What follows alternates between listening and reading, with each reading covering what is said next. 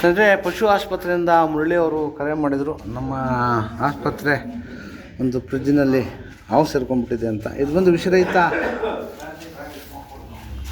ಕೆರೆ ಹಾವು. ಇವುಗಳಿಂದ ಮಾನವನಿಗೇನು ಸಮಸ್ಯೆ ಇಲ್ಲ. ಮಾನವನಿಗೆ ಬಂದು ನಿರ್ಬಂಧ ಜೀವಿಗಳು, ಮುಖ್ಯವಾಗಿ ರೈತನ ಮಿತ್ರ.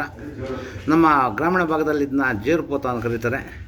ಮತ್ತು ಇದ್ರ ಬಗ್ಗೆ ಸುಮಾರು ತಪ್ಪು ಕಲ್ಪನೆಗಳಿದೆ. ಇದು ಬಾಲ್ದಲ್ಲಿ ಹೊಡೆಯುತ್ತೆ, ಬಾಲ್ದಲ್ಲಿ ಮುಳಿದೆ ಅಂತ ಹೇಳ್ತಾರೆ. ಇದು ತುಂಬ ಸತ್ಯಕ್ಕದವರದ್ದು.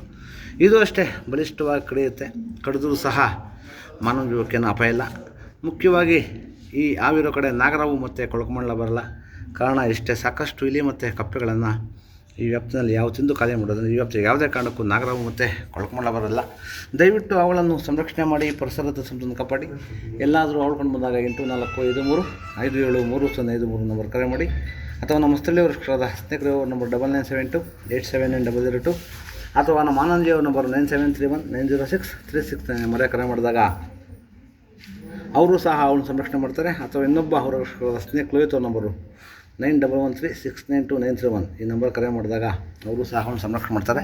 ದಯವಿಟ್ಟು ಅವಳನ್ನು ಸಂರಕ್ಷಣೆ ಮಾಡಿ, ಪರಿಸರದ ಸಂಪತ್ತನ್ನು ಕಾಪಾಡಿ. ಧನ್ಯವಾದಗಳು. ಎಂದಪ್ಪ ಒಳ್ಳೆ ವೀಡಿಯೋ ಮಾಡಬೇಕಾ?